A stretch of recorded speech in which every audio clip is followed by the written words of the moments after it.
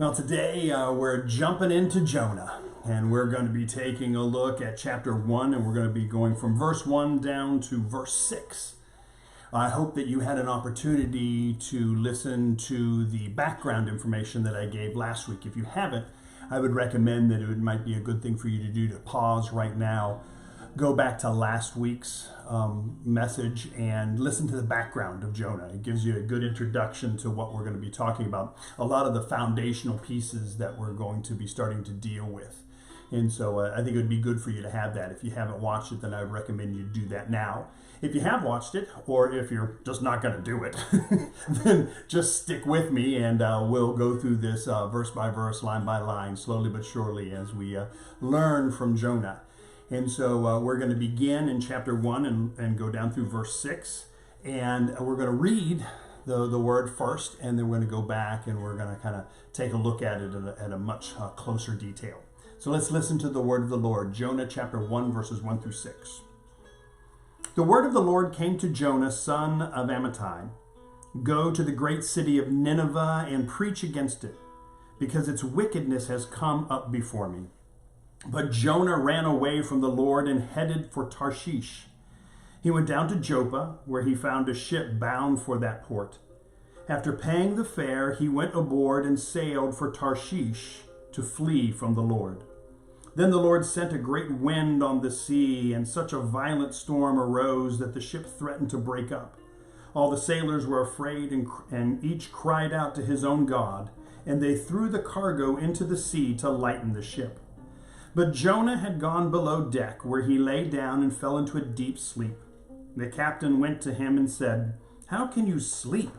Get up and call on your God. Maybe he will take notice of us, so that we will not perish." Thanks be to God for the reading of this word. So as we take a look at this story, we start off at the beginning of this story with a call. And the call is, the word of the Lord came to Jonah. The word of the Lord came to Jonah.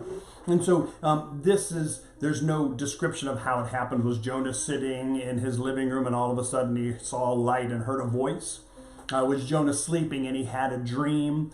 Was Jonah just going about his average everyday business and he just felt this need, this longing, this desire, this inner voice, so to speak, prodding him and talking to him and calling him to do something? We don't know what that looked like, and for those of you who are watching this right now, maybe you have had an encounter with God where you have received a word from God, you have received a direction from God, you have received a feeling from God, so to speak, and it's come in many different ways. Maybe it did come in a dream, maybe it was just that gut instinct that you had. Whatever the case may be, we understand that God communicates with us in very individual ways. God understands the way that each one of us are wired, and he will connect with us right there. So each one of us has the ability to have that connection with God, but each connection might look a little bit different because people are different, and we pick things up in different ways. We have to hear things in different ways. So we don't know specifically how this happened in Jonah's life. We just know that the word of the Lord came to Jonah, son of Amittai. And so what did the word of the Lord say? In verse 2, it says, "Go to the great city of Nineveh and preach against it, because its wickedness has come up before me." And so it's a twofold word, and the twofold words are go and preach. Go and preach. Now, those of you who are familiar with Jesus' ministry in the New Testament, does that sound like anything else? Yeah, it sounds like the Great Commission from Matthew's Gospel, the Great Commission of Jesus after his resurrection, before his ascension into heaven, when he's with his disciples, and he says to them, "Go into all the world and teach them. Go into all the world and make disciples." And so this is kind of a Old Testament version of this. This is several hundreds of years before Jesus was ever born, but we still see the same kind of calling. Again, it brings to mind that understanding of the nature of God and understanding that relationship with God. Whenever God shows up and gives us a word, 99.9% of the time that word's not going to be stay right where you are doing the exact same thing you've always done. Don't change a thing. Most of the time it's going to be go, do something, get up and move, change something, have a different behavior, try something different. But in this case, we have this very specific word to Jonah where he's saying, go and preach. Go and preach. And you go and preach to a specific group of people. And who's the specific group of people he's supposed to go and preach to? Nineveh. Yes, Nineveh. Now, Nineveh is one of the largest cities in the world in Jonah's day. And it was the capital of the Assyrian Empire. And the Assyrians were a neighboring empire to Israel, and they were an enemy.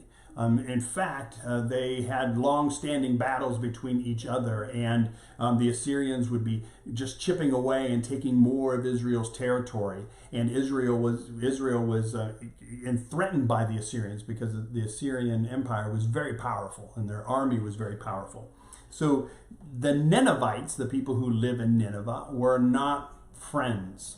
The Ninevites, the people who live in Nineveh, were not people that Jonah probably had the best of opinions about. Now, at this point, we don't know anything other than what God wants him to do. God wants him to go to the great city of Nineveh and preach against it. Do you have that in your translations? Preach against it? Yeah, what this means, basically, is that there was something in the Ninevites that God saw that broke his heart. And he wanted them to change their ways. He wanted them to see the error of their ways and repent. Repent means to turn around and go in an opposite direction. And so God had this desire to see the Ninevites change. God had this desire to see the Ninevites repent. And so he picked Jonah as the mouthpiece. He picked Jonah as the one to go and to preach against them, because its wickedness has come up before me. So God has noticed their wickedness. God has seen the struggles that are happening there.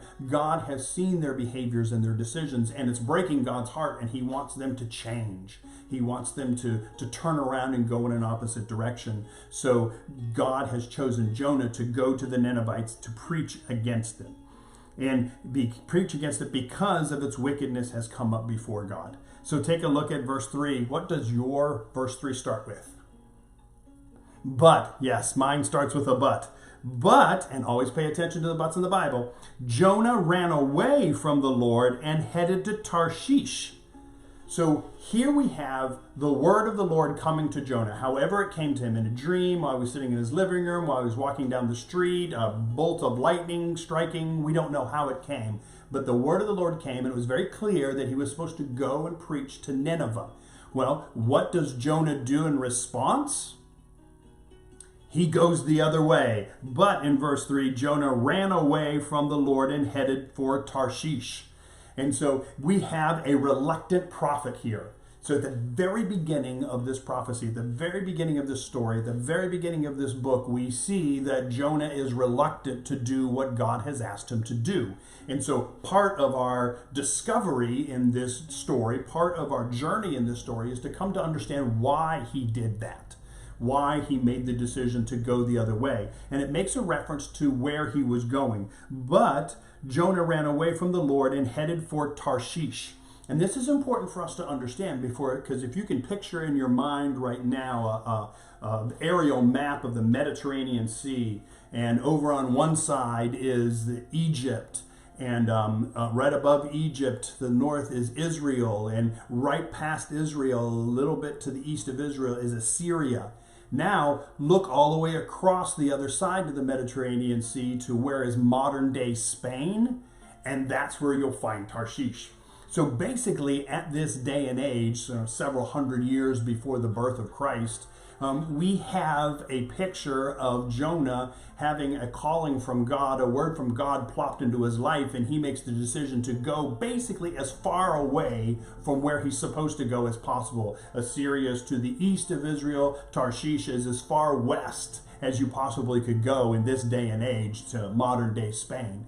And so this is really Jonah running as far away as he possibly can. But Jonah ran away from the Lord and headed for Tarshish. So that leaves us with the question of why. Why would Jonah run away to go to Tarshish? That's our question for the moment. Well, to help us to understand the context of what we're looking at, we're going to turn to another prophet, and that prophet is called Nahum, Nahum. And so if you're looking at Jonah, you're going to make a right, You're just going to go up a few books, and you're going to go to Nahum, Nahum, and you're going to be looking at chapter 3, Nahum chapter 3, verses 1 through 4. Nahum chapter 3, verses 1 through 4. Nahum is a prophet that was a contemporary of Jonah, around about the same time. And so this prophet, Nahum, is going to have words about Nineveh, is going to share prophecy about Nineveh, is going to share words and instruction or description of Nineveh. And in chapter 3, verses 1 through 4, in my translation, the NIV, it starts off, it says, "Woe to Nineveh." And so this is what the words say in Nahum chapter 3, verses 1 through 4. "Woe to the city of blood, full of lies, full of plunder, never without victims. The crack of whips, the clatter of wheels, galloping horses and jolting chariots, charging cavalry, flashing swords and glittering spears, many casualties, piles of dead, bodies without number, people stumbling over the corpses, all because of the wanton lust of a prostitute, alluring and mistress of sorceries, who enslaved nations by her prostitution and peoples by her witchcraft." So here we have Nineveh being compared to a prostitute and witchcraft. And we have images here of battle and blood and conquering. And so this is, in essence, a snapshot of the cultural context of the Ninevites in Jonah's day and age. This is a snapshot of what Jonah probably felt about the Ninevites when God came to him and said, "Go and preach against the Ninevites." And so, in essence, we have this scenario that is set up where, in essence, Jonah is running away from God, running away from God's calling, not because he's afraid that he won't be able to accomplish that goal, not because he's afraid of the Ninevites, but because he disdains the Ninevites so much, he hates the Ninevites so much, he looks down upon the Ninevites so much that he doesn't even want to go and give them the opportunity to change. He doesn't even want to go and give them the opportunity to see things in a new way, to repent and turn around and change their ways. For Jonah has got a pretty good connection with God. Jonah knows God very well, and God knows Jonah very well. How do we know this to be the case? Because the beginning of this book starts off with God calling Jonah. So obviously there's a relationship there. This is not something new. This is not a new relationship. This is not something where Jonah doesn't know God and God doesn't know Jonah. This is a relationship that has already been formed. This is a relationship that has already been molded and put together. And so in this relationship now, God is reaching out to Jonah saying, "I want you to go do this." Well, Jonah, knowing the nature of God and understanding the way God is, understanding God's compassion, understanding God's mercy, understanding God's grace, he knows that if he goes and preaches against Nineveh and they listen, that means God is going to forgive them. That means God is going to accept them. That means God is going to change his perspective towards them. He's not going to see them as people who are going down the wrong path. He's going to see them as people going down the right path. And that's the last thing that Jonah wants, because Jonah doesn't like the Ninevites. Jonah's culture doesn't like the Ninevites. The Israelites don't like the Ninevites. They don't like the Assyrian Empire. They don't like these people. These are the enemy. And so in essence, when we take a look at this why question at the very beginning of this book, and we're going to be kind of proof texting this as we go through, is that the hypothesis is that Jonah's not running away from God because he's afraid that he can't do what God has called him to do, or he's afraid that the Ninevites will kill him. He's running away from God because he knows that if he goes, God can and will be successful, and he's going to have to accept the changed hearts of the Ninevites. He's going to have to accept the changed behaviors of the Ninevites. He's going to have to open up himself to a group of people that he does not like, a group of people that he looks down upon, a group of people that he considers his enemy. So if you listen here, but Jonah ran away from the Lord and headed to Tarshish. Not because he was afraid, but because he knew that if he went, he would be successful. And if he was successful, this group of people that he doesn't like would find themselves in God's good graces. And that's the last thing he wants. Jonah wants to accept his own good graces of God, but he doesn't want to extend that good grace of God to anybody else, especially the Ninevites. And this is an overarching problem that's happening historically in the nation of Israel about the time that this book is being written, that the nation of Israel had become very nationalistic. It was all about us. It was all about how great we are. It was all about how blessed we are. Not to share it with anybody else, not to be an example to anybody else, but to put ourselves up on a pedestal so that we're above everybody else. And so the Israelites were struggling with this, and we see it in Jonah's life. We see it in Jonah's walk with the Lord at the beginning of the story, because he runs because he doesn't like the Ninevites. He runs because he knows that he will be successful if he goes to the Ninevites, and he doesn't want to be successful. He doesn't want them to repent. And also, too, there's a little part of him that believes if he doesn't go, then they'll never hear the message. That's a conversation about God's will that we'll get into in a moment. But Jonah ran away from the Lord and headed for Tarshish. He went down to Joppa, which is right on the coast of the Mediterranean, where he found a ship bound for that port. After paying the fare, he went aboard and sailed for Tarshish to flee from the Lord. So basically, he not only wanted to flee from the Lord, he actually followed through and did it. He went down to Joppa, he traveled to the seaport of Joppa, and he found a ship that headed for Tarshish, and he paid money to buy a ticket on that ship so that he could flee from the Lord. So not only did Jonah want to do this, Jonah did this. There's a big difference between wanting to do something and doing something. And this is going to be important for us as we go through this story. This is going to be important for us as we go through our lives, because there are going to be things in our relationship with God that we're going to want to do or want to not do. But the difference is, do we translate that want into actual action? And Jonah here translates it into action. And the thing that we always have to understand, which you believe and you understand yourself, is that every action has a equal or greater reaction. Yes, every action that we take in our life, good, bad, or indifferent, every action will have a greater or equal reaction. Every decision has consequences. And Jonah has made a decision here. He hasn't just thought about the fact he doesn't want to do this. He's acted upon it. And he's gone down to Joppa and he's bought a ticket to Tarshish. So that's where we leave Jonah. He's on the ship and he's heading out from Joppa to Tarshish. So in verse 4, then the Lord sent a great wind on the sea, and such a violent storm arose that the ship threatened to break up. So what did God do in response? Again, Jonah made a decision. Every decision has a greater or equal to response. Every decision has consequences. What's the response? What's the consequence? God sends a storm. Then the Lord sent a great wind on the sea, and such a violent storm arose that the ship threatened to break up. And so there's this notion and this understanding here that God truly desires Jonah to go. God's desire is for the Ninevites to repent. God's desire, because he looks at them and his heart is broken by their behaviors, he wants them to change their ways. He has chosen Jonah to be the mouthpiece to go and preach against them and bring that good news of repentance to them. And he wants Jonah to go and to preach repentance to them, and he wants them to repent. The thing that's interesting is that one could possibly say, well, if Jonah runs away, God could just find somebody else. God could have just tapped someone else in Israel and sent them and just let Jonah go on his own way to Tarshish. And that God could have done that, but he doesn't. So that means that this ministry, this mission, this calling is not just for the Ninevites. It's also for Jonah. It's also important in Jonah's life. So God's not only going to be working in the life of the Ninevites through Jonah, God's going to be working through the Ninevites into the life of Jonah. And so this is why it's important for us to understand. God's will does not change even though we decide not to follow. God's will does not change even though we decide to ignore it. But the thing is what will God do in response to that?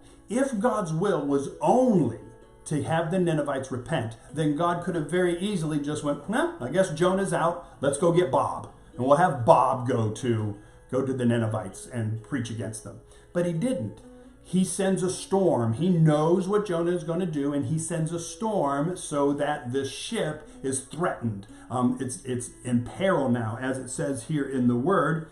Then the Lord sent a great wind, and this is in verse 4, on the sea, and such a violent storm arose that the ship threatened to break up. So this is not just a little storm. This is not just a little rain. This is a major threatening storm that God has sent up, because God wants Jonah to go to Nineveh. That is now part of God's will, because again, we pick up that this story is not just going to be about the Ninevites.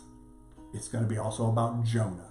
And so he sends this storm. It threatens to break up the ship. In verse 5, all the sailors were afraid, and each cried out to his own God. So this gives us an indication that Jonah is on a ship filled with Gentiles, that these are sailors that don't worship the God of Israel. They worship other gods. So all of the sailors were afraid, and each cried out to his own God, and they threw the cargo into the sea to lighten the ship. So they called out to their God, and then they took action.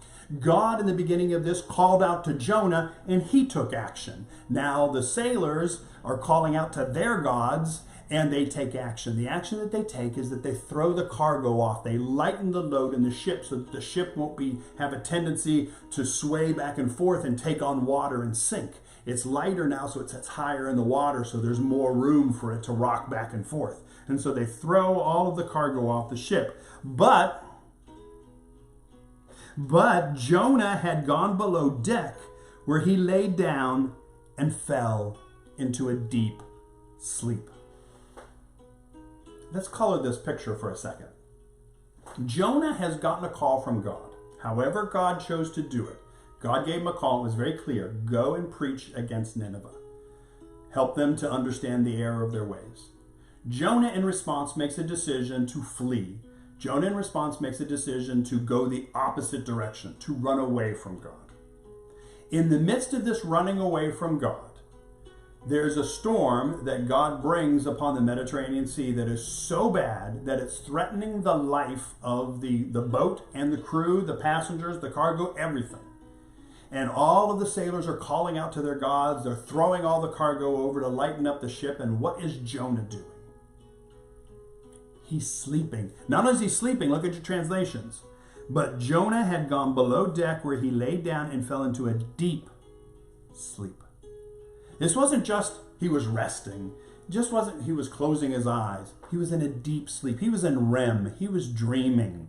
He was in a deep sleep. While all of this was going on around him, he was in this deep sleep. Does this sound familiar to you about a story that we have read before in the New Testament about Jesus? Yeah, there's a story about Jesus and the disciples on the Sea of Galilee, and Jesus is sleeping in the front of the boat, and the storm is rocking the boat, and the disciples wake him up, and they're like, so afraid, don't you care about us that we're perishing? And Jesus had found himself in a very deep, peaceful sleep. And here's Jonah doing the exact same thing. Well, let me ask you, what do you believe brings about a deep, peaceful sleep in your life? The reason we have deep, peaceful sleep in our life is because we are peaceful ourselves.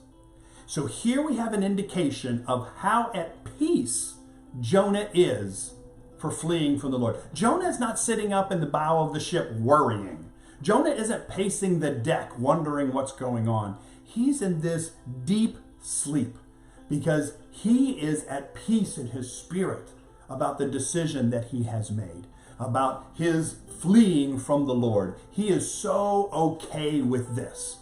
And we can't even begin to understand why he's this okay with disobeying the Lord. But we understand that he is okay with disobeying the Lord. And at this point, maybe it's good enough that we just recognize that.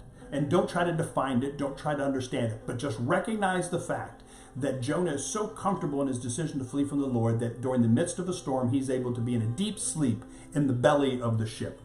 So, but Jonah had gone below deck, where he lay down and fell into a deep sleep. In verse 6, the captain went to him and said, now this isn't not just one of the deckhands. This is not just one of the sailors. Remember, the sailors were praying to their gods, and they were throwing all the cargo overboard to try to lighten the load. They don't come down to find Jonah. The captain of the ship leaves his post in the midst of the storm. The captain of the ship leaves his post in the midst of the struggle. And he goes and he seeks out and finds Jonah. The captain went to him and said, "How can you sleep?" And that's our question. That's our question. How can Jonah sleep in the midst of all of this? Get up and call on your God. Notice that the captain doesn't wait for an answer. He doesn't go to Jonah and says, "How can you sleep?" He doesn't wait for an answer because he really doesn't care about that answer. That question is more rhetorical. That question is more of like an accusation than it is a question. Basically, how dare you sleep while we're up here perishing? How dare you sleep when we are in big trouble? How can you sleep? Get up and call on your God. Get up and call on your God. So now Jonah's received a second call in these first 6 verses. The first call comes from God. Go and preach against Nineveh. Now the second call comes from the captain of the ship. Get up and call on your God. Get up and call on your God. Maybe he will take notice of us so that we will not perish. Maybe he will take notice of us so that we may not perish. So here the captain has made an assumption. And what is the assumption that the captain has made? He's made a couple assumptions. One assumption that he's made is that, number one, Jonah has a faith in some kind of God. Okay, so he's made that assumption because he said, "Get up and call on your God." So he made an assumption that Jonah does have a God. He also, too, has made an assumption about Jonah's relationship with that God. That he has a good one because he can call on that God in his time of trouble. The thing that we have to understand is that the worst time for us to try to get a right relationship with God is in the midst of the storm. When the you-know-what is hitting the fan, that's not the right time to try to build a relationship. That's the right time to try to benefit from a relationship, to try to lean into a relationship that already exists. And so building the relationship with God while the seas are calm is the best thing that you and I can do. Building the relationship with God when life is good is the best thing that we can do, because there will come a day when the storm will arise. There will come a day when the challenge comes. And when that challenge comes, when that storm arises, then it's way too late for us to try to develop a relationship with God in that moment. That's a time when we're not making deposits into an account of a relationship. We're making withdrawals from that relationship. Well, if you've never made a deposit into that relationship, there's no way you can make a withdrawal from the relationship. So the captain is assuming that, number one, Jonah has a God that he follows and he worships, and number two, that he has a pretty good relationship with that God. Those assumptions are very important because, number one, we know that Jonah has a relationship with the God, not just a little g God, but the big G God. And we know that his relationship in that moment, in that place, at that time, is not great. And Jonah knows that it's not great. He's been sleeping deeply. And now he's been woken up to this reality, and this reality is not deep sleep. This reality is not peace. This reality is turmoil. This reality is struggle. This reality is, oh crap, I need now to call on the God that I'm running away from. How can I possibly do that? This is what's going on in Jonah's mind. He says, the captain went to him and said, "How can you sleep? Get up and call on your God. Maybe he will take notice of us so that we will not perish." Notice what the captain is saying. He's not saying, "Get up and call on your God so that he can save us." He's saying, "Get up and call on your God. Maybe he will take notice of us so that we will not perish." Again, making the connection. It's hard to do Bible study without Jesus goggles on. And there's a story in the Gospels of where a man comes to Jesus and says, "If you can, or if you will, you can save my child." And Jesus is like, "What do you mean if I can?" So there was this notion of, in that story, this doubt that was there. This captain's not expressing that kind of doubt. What this captain is doing is expressing something that's essential to our understanding of our relationship with God, that maybe he will take notice of us so that we will not perish. If God just notices us, we will be in his power. If God just notices us, we will be in his graces. If God just notices us, we will have healing. If God just notices us, we will have salvation. It's like the woman who ran to Jesus when she had been bleeding for 12 years, and she just touched the fringe of his cloak to get healed. She knew that if she just touched the fringe of his cloak, she would be healed. If she just had a little piece.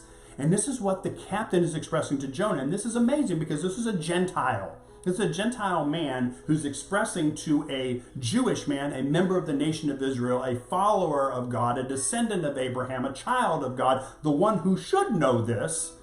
He is hearing this from the mouth of a Gentile man, a person who probably shouldn't know any of this, and he's expressing great faith. If your God just simply notices us, we will not perish. And so he's not asking for a miracle of saying, have your God come and stop this storm. He's saying, call out to your God so he can notice us and he can see us. Now, as we close this lesson for today, let's go back to Jonah's call. Because again, this is the call of the captain to Jonah. Let's go back to the call of God to Jonah at the very beginning. So go back up to verse 1. The word of the Lord came to Jonah, son of Amittai. Go to the great city of Nineveh and preach against it, because its wickedness has come up before me. You see that? Has come up before me.